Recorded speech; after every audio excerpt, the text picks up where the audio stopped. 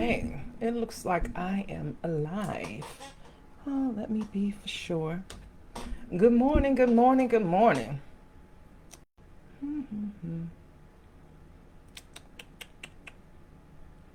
Let's see, make sure we live. Make sure that I'm just not talking to myself. Listen here, y'all. Get into the glow on the skin this fine morning. Get into the glow of the skin this fine morning. And I got a doggone appointment. What is it? What is it? An esthetician appointment that I go every month. But baby, this is from me wearing masks and eye patches every day, right? Every day for maintenance. Okay, but get into the glow.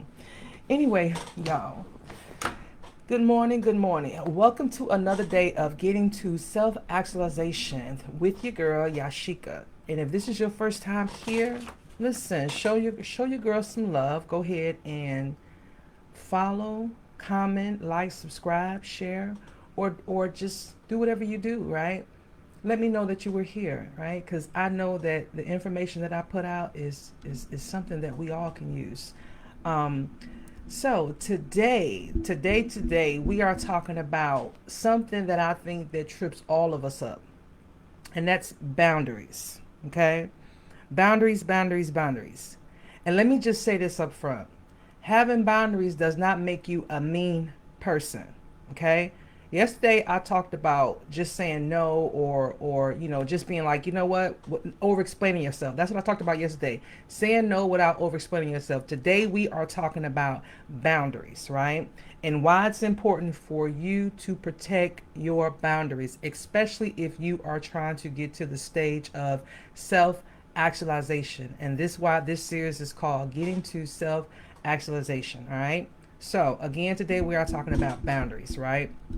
Now, I have a script here because I want to make sure that I don't miss any information, right? I want to make sure that everything that I put into this Getting to Self-Actualization series was thoughtfully created. It was thoughtfully created. I put everything into it, myself and ChatGPT. Okay, my girl Yasmin, y'all know my girl Yasmin helped me out. Okay, however, I had to feed Yasmin our information and tell her exactly what the goal is, what I'm looking for, and what was the purpose of this Getting to Self-Actualization series. All right, and so with that, again, like I said, I have a script that I want to make sure that I get everything in here. All right, so when we're talking about boundaries, right? A lot of us were raised in families where, like I said a minute ago, that we were not allowed to say the word no. And if we did, it was deemed as disrespectful, or where you had to, because if you said that, then you were at the place where, if you said no to somebody, then you were being selfish, right? That's what we were told, right? And so a lot of times in our family, when we self-sacrifice ourselves, and it was celebrated with self-preservations, right? When we self-sacrifice ourselves, let me say that again. When we self-sacrifice ourselves, people didn't look at that as, well, look at what they did. It's more or less like, okay, maybe you're supposed to. It was almost like you supposed to do these things, right? Especially in our families, you're not supposed to say no. You're supposed to support, okay? Because when you do, who are you to say no? We are in this together, right? And a lot of times people don't know how to say no, and saying no is something that you need to be able to say in order to protect your boundaries, right? Boundaries are important because a lot of times when you are out here giving, feeding into other people, you're not able to get what you need, because there's a thing where it says that you're supposed to feed from your overflow, not from your cup. You're supposed to fill your cup up and then feed from your overflow, okay? Now, I know a lot of times people look at that and say, well, this person needs this. But guess what? If you keep on making that sacrifice of you and trying to catch people before they fall, or trying to fix their problems before it becomes something catastrophic, what happens if everything is happening back to back to back to back? And you don't have the time to fill your cup back up before somebody else needs something, or that same person needs another level of you, right? Eventually you'll get to a point where you don't have time to fill your cup up. And so what happens? Eventually your cup starts to run empty. It starts to become empty. is dry as hell. Okay, it's dry. It's dry. All right. And you're looking, wondering why you're looking tired. You're wondering why you having health issues. You're wondering why you can't get your weight together. You're wondering why your face is breaking out, your hair is falling out. You're wondering why, just things just seem like they're just everywhere because you did not enforce your boundaries. That's why. And that's why talking about this is very, very important, right? Because I know even for myself, there's times where I have to remind myself of my boundaries because I am a person that if I see somebody is of need, I'm going to give it to them, especially one of my loved ones, right? No matter what it is, whether it's time, money, energy, whatever, right? I'm going to give it to them. But then there's times where um, I'll do that knowing that when I do those things, it's not going to be reciprocated. And so then I have a certain level of resentment because it's always one of those things where and you don't do that for people because you want to you want something in return. However, you do feel like in order to have a friend, you got to be a friend, right? At least that's how I feel. And so when that's the case, when you're showing love, showing love, showing love, you just want somebody to show it to you sometimes. And unfortunately, that's not where they can't provide that for you. They can't give that for you. And so now you're like, okay, but I exerted this energy.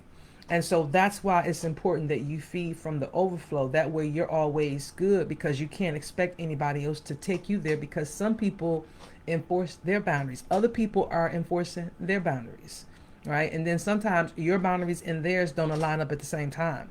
And that's why you have to be control and be the manager of your boundaries, all right? Are we clear there?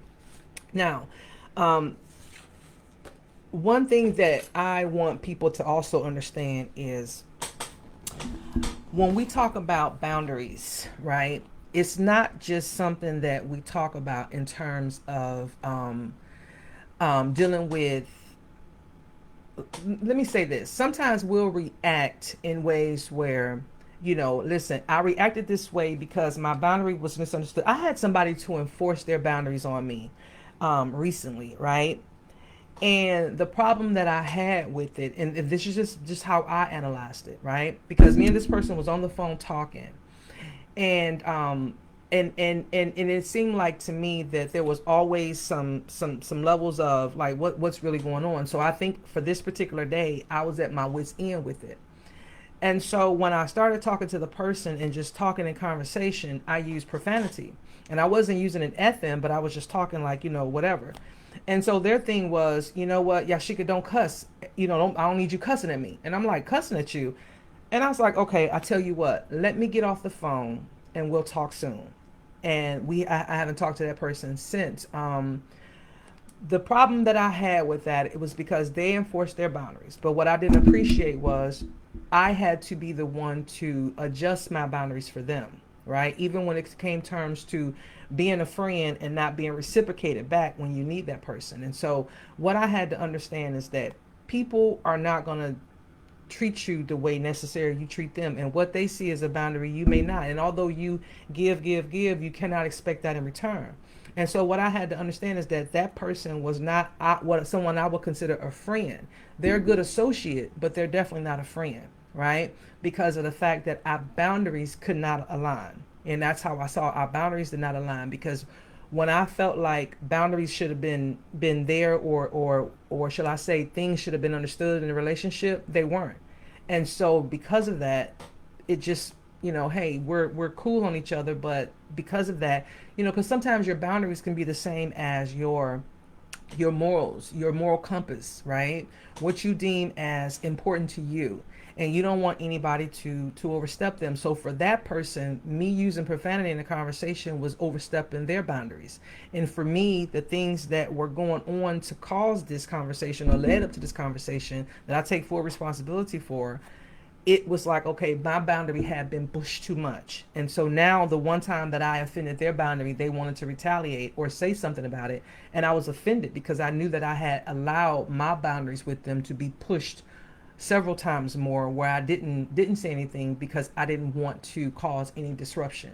And so that was on me. That wasn't on them. That was on me, right? Because, like I said, you have to pour from your overflow. You have to make sure you're getting what you need in all situationships, all relationships, situationships, whatever, right? And so what I'm saying is that sometimes when we don't set our boundaries, it causes us to react in a way, and we don't necessarily want to react that way, but because we felt like we're giving, it causes resentment. And this is what we have to be very, very careful about, right? And this is why it's important to set your boundaries, especially in a relationship, okay? Now, some people don't understand that the things that I'm about to talk about right now are straight truths about boundaries. And this is why it's important to have them as you are on your getting to self-actualization journey, okay? Number one, boundaries is a form of self-love, okay? You don't have to ask permission for anybody to protect your peace, because setting boundaries, that's exactly what it is. Protecting your peace, okay? Because it's nothing for me to come to my house, all right? And sit in my space, okay, with a glass of wine in one hand and a Mary Jane in the other, and just chill. And when I tell you all phones are off, I'm not answering no text messages. I'm not, or I might just sit in my massage chair, or I just might be in my house. Why? Because I have set my boundaries up. And sometimes the only time you can really, really get your boundaries and make sure that they're understood is being in your own home. Because your home is where your peace should start. Listen, you know what? I was going to do a whole live about that one day, okay? Your home is where your peace should start. I'm going to say it a third time for the people in the back. Your home is where your peace should start. And what I recognize about people, and I'm seeing it more and more and more, is that that's why a lot of us are not in a space where we can unwind and relax our minds and enjoy the moment and walk around and sprinkle glitter and sunshine everywhere. Is because our homes are not even at peace, right? A lot of times we go into hectic environments. We have people that's there. You know what? I'm going to wait for this live. I'm going to wait to do a live on your home being your peace. But what I will say is, like I said, part of your boundaries is protecting your peace. You are the captain. You are in control. You are everything in terms of that. Nobody's going to get it to you like you, okay, when it turns to your peace. So it's up to you to make sure it's protected, all right? Now, second truth about this is that people who benefit from your lack of boundaries will always label them as mean. That's their discomfort, not your wrongdoings. In other words, if I say no because I don't want to, well, why? I don't even have to give you an explanation. I'm sorry you feel that I'm mean, but I just don't want to. That's it. No, that's a boundary. If I don't feel like doing something, or if there's something that I'm not going to do, whether it's that causes me to lose something from me. And when I say lose, I mean it takes away from my cup, and it takes away from the overfill at the bottom, right? So if you're asking something of me, whether it's, can you loan me this? Can you do this for me? It takes from me. So I have the right to say no. Maybe I'm using my coins for something else. Maybe I'm saving it up for something else. And right now you're not on my priority list, right? Number 3, every yes without intention is a slow death to your self-worth. Every yes without intention is a slow death to your self-worth. If it ain't a hell yes, it might have to be a respectful no. And it's just that simple. Goes back to number 2 about if you don't protect it, they're not going to protect it. Okay? Now, when it comes to boundaries, right? Are your boundaries clear or conditional? Okay? And what I mean by that is, now you can't be going out here talking about, well, this is my boundary, but if you do this, I'll do that. No. That means your boundaries are negotiable. Your boundaries should not be negotiable. Just like when you are dating people, the things that you will go for in a relationship, the things that you say, well, I want this, some things are negotiable and some things are not. And your boundaries should not be negotiable. So if you are negotiating your boundaries, then they're not a boundary. Okay, that's just something for you to play around with, and you might need to reconsider that because people don't want to play the game. And again, it goes back to when you're not doing what you're supposed to do, or setting certain things, right? Then it's like, okay, people can play in your face. So you got to know it, because when you want people to do right, they might think you're playing a game again. So that's why when it comes to your boundaries, they cannot be negotiable. They are non-negotiable. Okay. Okay. Now, this right here is something that I could probably talk about forever. When it comes to boundaries, I can probably give you a million examples of boundaries or lack thereof in my life pertaining to people and things like that. But I think that most people out here have been in enough situations where they too know when they've allowed their boundaries to just drift away, like they weren't on strong foundation, or they used their boundaries in the appropriate way, and they were okay with it, and they had to be okay with it, right? So I know that everybody had, if you lived along, enough times, I know that everybody has been through enough. So what I'm saying is that the reason why this is important to talk about, again, because if you're trying to get to self-actualization, which is the highest level of the Maslow's needs hierarchy, or needs of hierarchy, right? The highest one being self-actualization.